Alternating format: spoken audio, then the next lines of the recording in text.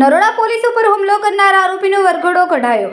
દારૂના કેસમાં આરોપીને પકડવા જતા પોલીસ પર પથ્થરમારો કરાયો। પથ્થરમારો કરનાર આરોપીના બે ભાઈઓની ધરપકડ કરાઈ। વાહનોમાં તોડફોડ પોલીસે કરી હોવાના સ્થાનિકોના આક્ષેપ છે।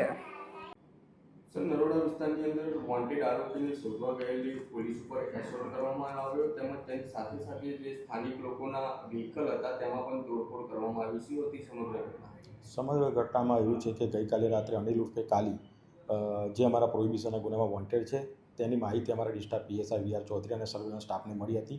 એના આધારે એ લોકો તેને પકડવા માટે ગયા હતા। ત્યારે એ ના પકડાય એના માટે એનો ભાઈ જીગર ઉર્ફે જીગો અને પ્રદીપ ઉર્ફે પદ્યો બંને પોલીસની ફરજમાં રૂકાવટ કરી હતી। તેઓએ પથ્થરમારો ચાલુ કર્યો હતો। એ પથ્થરમારામાં ત્યાંના સ્થાનિક વાહનો છે એને નુકસાન થયું હતું, એના કાચ તૂટી ગયા હતા અને એ સમય દરમિયાન અનિલ ઉર્ફે કાલી ભાગી ગયો હતો અને એની સાથે કિસમ હતો એ પણ ભાગી ગયો હતો।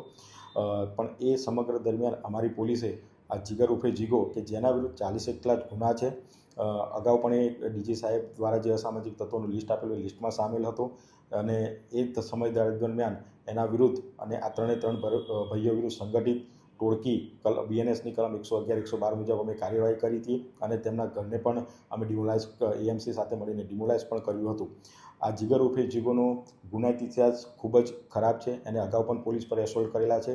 એને આંબલિયારા પોલીસ સ્ટેશનના ગુનામાં 4 વર્ષની સજા પડી છે, પરંતુ અપીલ દ્વારા હમણાં અપીલ જામીન પર બહાર આવેલો છે। તે છતાંય પણ એ આ પ્રકારની પ્રવૃત્તિ સાથે સંકળાયેલો છે એવી માહિતી પણ અમારી સાથે છે। પણ કાલે એ પોલીસ પર એને ફરજ પર રૂકાવટ કરી અને પોલીસની ઉપર પથ્થર મારવાનો પ્રયત્ન કર્યો। પોલીસને કોઈ ઈજા નથી થઈ, પણ ત્યાં સ્થાનિક જે વાહનો હતા એને નુકસાન પહોંચેલું છે। સર, અનિલ ઉર્ફે જે કાલી છે તેના વિરુદ્ધ કેટલા ગુના દાખલ થયેલા છે અને કઈ દિશામાં તપાસ હાથ ધરાઈ છે? અનિલ ઉર્ફે કાલીના વિરુદ્ધમાં પણ 20 થી 25 ગુના દાખલ થયેલા છે। એને પકડવા માટેના ચક્રો પહેલાં પણ ગતિમાન હતા અને અત્યારે હાલ પણ અમે એને સીડીઆર એનાલિસિસ અને ટેકનિકલ સોર્સથી પકડવા માટેના પ્રયત્નો ચાલુ છે અમારા। સર, જે આ બંને આરોપીઓની ધરપકડ કરવામાં આવી છે તેની અંદર કઈ દિશામાં તપાસ હાથ ધરાઈ છે? આ બંને આરોપીની ધરપકડ કરવામાં આવી છે। એમાં એ લોકોએ અમને એવું જણાવેલ છે કે ભાઈ અમે અમુક જગ્યાએ દારૂ ડમ્પ કર્યો છે, પણ અમે કાલ રાતે પણ અમારા માણસો દ્વારા કોમ્બિંગ કરી દરેક જગ્યા જોઈ છે, પણ કોઈ પણ વસ્તુ નથી પડી। પણ આની પાછળ હજુ કોણ છે અને કોણ મુખ્ય સૂત્રધાર છે એની પણ તપાસ ચાલુ છે।